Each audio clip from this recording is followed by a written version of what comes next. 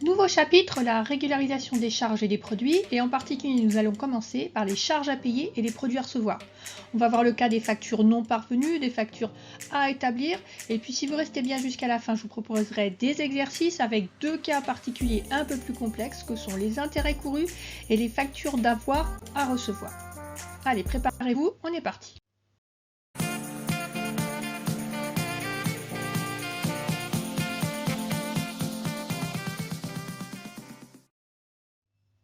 Donc commençons par la notion d'ajustement des charges et des produits d'exercice et on va faire un rappel sur le principe comptable qu'on va appliquer dans cette vidéo, c'est-à-dire le principe de spécialisation des exercices. On parle aussi d'indépendance des exercices, enfin il a plusieurs noms mais il a toujours le même sens. Alors, le principe est le suivant. Donc, on a la vie avec le temps qui passe et nous, d'un point de vue comptable, on a décidé de découper la vie de l'entreprise en exercices comptables en période à peu près de 12 mois. Durant chaque exercice, il y a des achats, qui sont en fait des entrées, on va débiter des comptes, et il y a des sorties qui sont des ventes. Et donc, le principe de séparation des exercices, c'est qu'en N, on ne doit avoir que les achats et les ventes, donc que les entrées et les sorties de l'exercice N, et que en N plus 1, on ne doit avoir que les achats, c'est-à-dire les entrées et les sorties de l'exercice N plus 1. Sauf que le temps ne s'arrête pas et en fait, comptablement, on se rend compte qu'il y a des fois des décalages entre les flux physiques et les flux comptables et donc il va falloir rectifier ce décalage entre flux réels et flux comptables. Donc, premier cas de figure, le traitement des factures non parvenues, c'est ce qu'on appelle les charges à payer. On n'a pas encore les factures, on va avoir des futures charges. Donc, on va rester sur ce principe où j'ai deux exercices comptables, N et N plus 1. Et donc, en N, on a acheté, mais nous n'avons pas eu la facture en même temps de cet achat. Conclusion, dans mes documents comptables, je n'ai rien enregistré puisqu'on a vu que c'est le document, la facture, qui engendre un enregistrement comptable. Par contre, en l'exercice N plus 1, mais il n'y a pas d'entrée. Par contre, la facture arrive et donc comptablement, cette fois-ci, je vais enregistrer la facture et je vais donc constater un flux entrant en achat. Lorsqu'on est à l'inventaire et qu'on doit appliquer ce principe de spécialisation d'indépendance des exercices comptables, le principe, l'objectif est de rectifier cet état de fait et de faire en sorte que la comptabilité corresponde bien au flux réel et que ici en achat, on ait bien un flux entrant et qu'on n'ait rien ici en N plus 1. Donc pour traiter comptablement cet état de fait, on va devoir enregistrer le flux entrant, même si on n'a pas reçu la facture. Donc on va débiter un compte qui correspond à la facture à recevoir, la facture non parvenue. Et en contrepartie, on va aussi enregistrer une dette future envers le fournisseur qui ne nous a pas envoyé sa facture. D'où l'écriture comptable suivante. On est à la date d'inventaire. On va enregistrer une charge. Prenons ici un exemple d'un achat, donc 60 quelque chose, un achat. Et la difficulté va être de trouver le montant de cet achat puisqu'on n'a pas la facture. Donc là, on va estimer le montant. On va pouvoir céder soit de devis, soit de bon de commande. On va ensuite enregistrer de la TVA.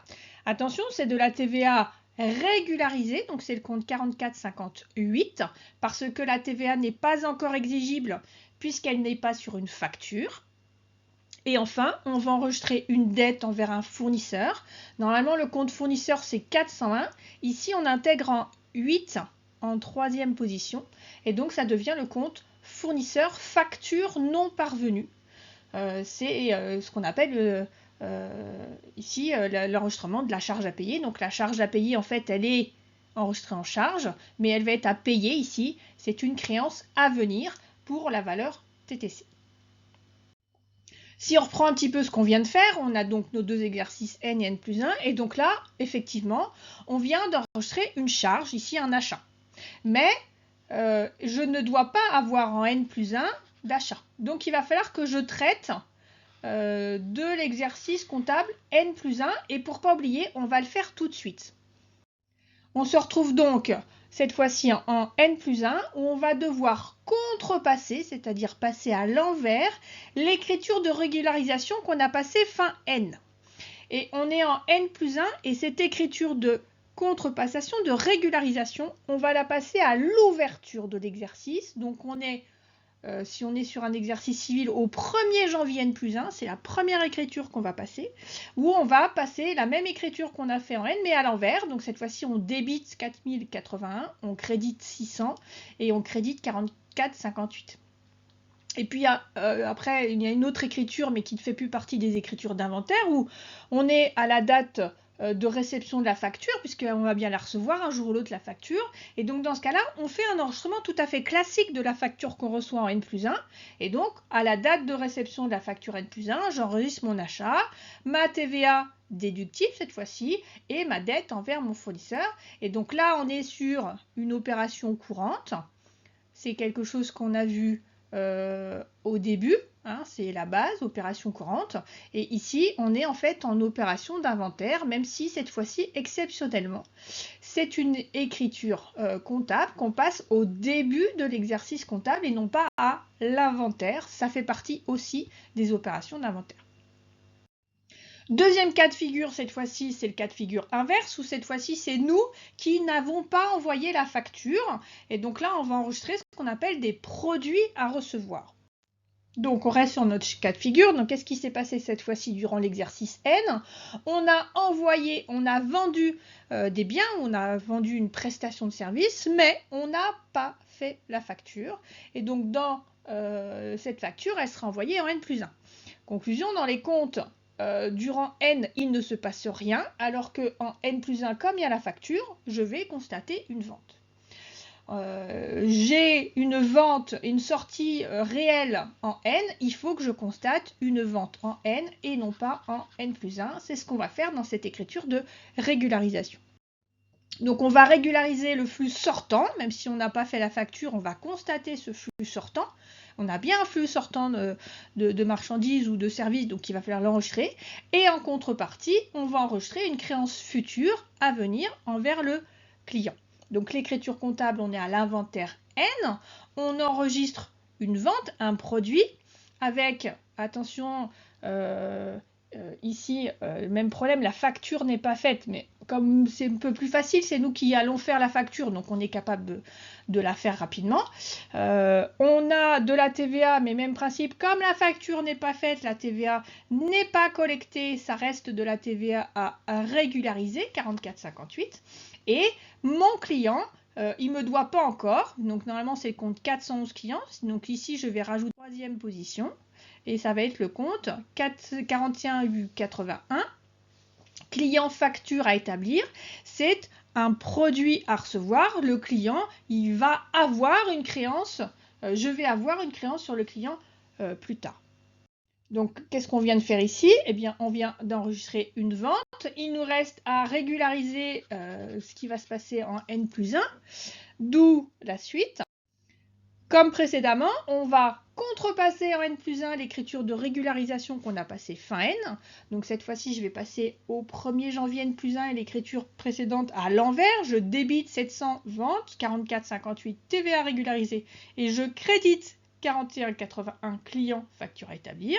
Et puis lorsque j'enverrai la facture, je l'enregistrerai tout à fait classiquement comme une opération courante dont il s'agira. Et donc, lors de l'établissement de la facture, j'aurai bien un produit avec de la TVA collectée et une créance envers mon client. Et on se rend compte ici, comme précédemment, que durant l'exercice N+1, je vais débiter 70 et je vais créditer 70. Je n'ai donc pas d'impact sur l'exercice N+1, ce qui était vraiment l'objectif que je voulais avoir. Voilà, l'essentiel a été dit. Je vous propose maintenant de prendre papier, feuille, crayon, calculatrice et tout ça. Et je vous propose quelques exercices d'application. Alors évidemment, il y a l'énoncé, après elle est corrigée. Et faites attention, les deux derniers exercices sont particulièrement importants parce que c'est des cas un petit peu particuliers qui nécessitent un peu plus d'attention de votre part. Alors voici les applications que je vous propose. Premièrement, on a fait réparer notre camion fin novembre, mais on n'a toujours pas reçu la facture du garagiste. Et on avait un devis de 1057 € hors taxe, avec une TVA au taux normal. Deuxième cas de figure, on a un lot de marchandises de 800 € qui a été expédié à notre client Sourire en urgence le 20 décembre. Mais avec les congés de fin d'année, la facture n'a pas encore été établie ni envoyée au client et c'est soumis à TVA au taux normal. Troisième cas de figure, on doit régler à terme échu, c'est-à-dire en fin de période. Ici, on doit régler le 31 janvier N+1 des intérêts trimestriels d'un emprunt de 3 000 € avec un taux annuel de 5%. Donc il va falloir régulariser, calculer et régulariser ces intérêts. Et enfin, quatrième cas de figure, nous devons bénéficier d'une ristourne de 1% du montant des achats de marchandises de l'année. On a un montant total de ces achats de 10 250 €. On attend cette ristourne qui est due suite aux opérations de l'exercice N, d'où une écriture de régularisation à faire. Donc je vous demande de passer les écritures en N et N+1 si besoin. Voilà, vous avez réfléchi, vous avez fait pause, vous avez travaillé. L'idée, c'est de corriger que si vous avez essayé de faire, sinon c'est un peu beaucoup moins efficace. Allez, on reste motivé. S'il faut, vous refaites pause là et on est parti. Donc, premier cas de figure, notre camion a été réparé, mais j'ai pas la facture. Donc, on se retrouve dans une situation où la facture n'est pas parvenue et donc pas comptabilisée alors qu'on a un service qui a été consommé. Donc on est à l'inventaire. À l'inventaire, on va donc enregistrer cette réparation de camion. Donc ici, c'est le compte 615, entretien réparation, pour le montant hors taxe du devis, 1057 €. Je n'ai pas de facture, donc c'est une TVA qui est à régulariser pour le montant de 211,4. Et je vais avoir une dette future envers un fournisseur. C'est une charge à payer, 4080 pour 1268,4. Il ne faut pas oublier de contrepasser cette écriture au début de l'exercice N+1, donc au 1er janvier N+1. Je passe la même écriture, mais à l'envers. On vérifie bien ce qui était crédité, je le débite, et ce qui était débité, je le crédite. Donc la difficulté, elle est sur la première écriture, et de ne pas oublier de passer la deuxième exactement comme dans un miroir. Deuxième cas de figure, j'ai vendu des marchandises sans la facture. Donc cette fois-ci, j'ai vendu, mais la facture reste à établir. Donc je vais devoir enregistrer à l'inventaire N cette vente. Donc j'enregistre une vente de marchandises pour 800. Je calcule une TVA de 20% de 160, mais attention, il n'y a pas la facture, donc ça reste une TVA régularisée et non pas une TVA collectée. Et il y a une créance à venir sur client. C'est un produit à recevoir, c'est le compte 4181 pour le montant TTC. Ne pas oublier à l'ouverture de l'exercice N+1 de contrepasser cette écriture. Troisième cas de figure, nous devons régler à terme échu, c'est-à-dire en fin de période, le 31 janvier N+1 des intérêts d'emprunt. Alors, on va essayer de comprendre un petit peu de quoi il s'agit. Donc, on doit payer le 31 janvier N+1 des intérêts trimestriels, donc des intérêts qui courent du 31 octobre au 31 novembre, et du 31 novembre au 31 décembre, et du 31 décembre au 31 janvier. J'ai bien 3 mois. Sauf que je ne devrais les payer qu'au 31 janvier, c'est-à-dire que j'aurai la facture, grosso modo, qu'au 31 janvier. Or, au 31 décembre, je dois, même si je ne dois pas les payer, je les dois quand même, j'ai ce qu'on appelle des intérêts qui courent pour le mois de novembre et le mois de décembre qui concernent N, et pour lequel on n'a pas encore de facture. Donc si je reprends un petit peu une courbe de temps, comme on a fait jusqu'à maintenant, je me retrouve avec mes deux exercices N et N+1. Et donc là, on me dit, je dois payer au 31 janvier N+1 des intérêts. Alors, comment ça se passe? Ce qui s'est passé l'exercice d'avant? L'exercice d'avant, j'ai payé des intérêts au 31 janvier N, au 31 avril N, au 31 juillet N et au 31 octobre N. Et donc là, j'ai des intérêts que je dois payer au 31 janvier, mais pour 1 mois, 2 mois, 3 mois. Et donc là, j'ai 2 mois qui concernent N. J'ai donc 2 mois qui sont dus, qui sont liés au fait que j'ai emprunté durant N. Et donc, il faut que je régularise ces 2 mois d'intérêt. Alors, comment est-ce qu'on calcule ces intérêts? Donc, si vous voulez, je vous invite aussi à aller voir réviser les mathématiques financières sur les intérêts simples, mais c'est assez facile à comprendre. Ici, j'ai 2 mois, donc j'ai 2 mois d'un intérêt annuel de 5% pour 3 000 €. Donc j'ai 5% fois 3 000 € fois 2 mois sur 12. 12 c'est l'année.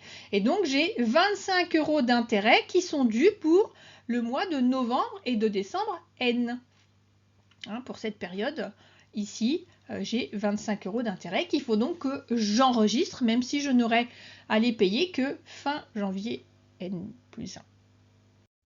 Donc mon schéma d'écriture est le suivant. Je suis à la date d'inventaire, je vais enregistrer ma charge. Donc ici, c'est des intérêts, c'est une charge d'intérêt 661 pour le montant des intérêts.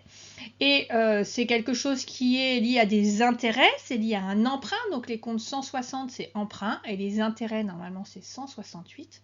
Ici, c'est des intérêts courus, c'est le compte 1688. Donc je vous conseille de bien l'apprendre, ce compte-là, parce qu'il est important. Et je vais donc régulariser ces intérêts courus. Petit rappel tout de suite, je travaille sur des intérêts et la réglementation de la TVA en France veut qu'il n'y ait pas de TVA sur les intérêts. Donc au moins, on n'a pas ce problème de TVA à traiter. Il ne faudra pas oublier, au 1er janvier N plus 1, de contrepasser cette écriture d'intérêt couru. Et donc je vais débiter 1688, créditer 661 pour la charge d'intérêt. Quatrième cas de figure.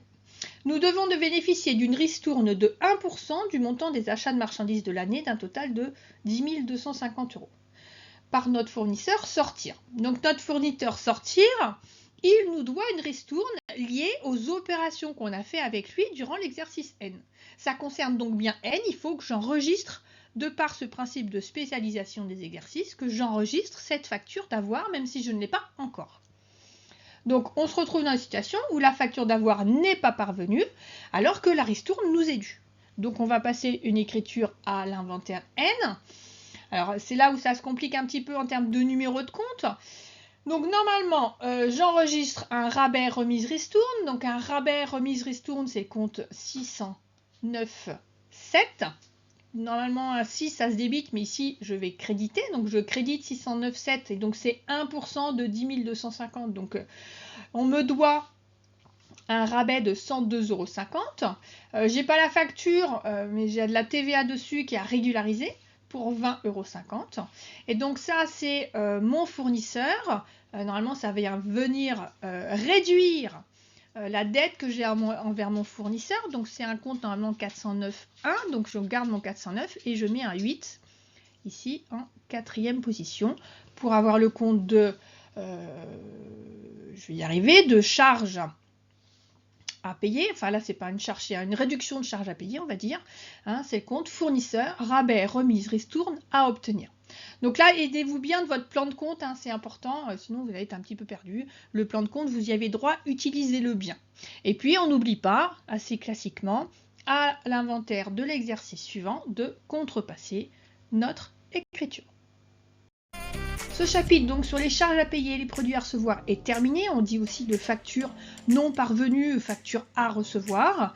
N'hésitez pas à laisser des commentaires s'il y a des choses qui ne vous semblent pas claires. Il y a des choses que vous avez aimées, vous avez le droit aussi. Un petit pouce, abonnez-vous et puis on reste connecté. À suivre, je vous parlerai des produits et des charges constatées d'avance.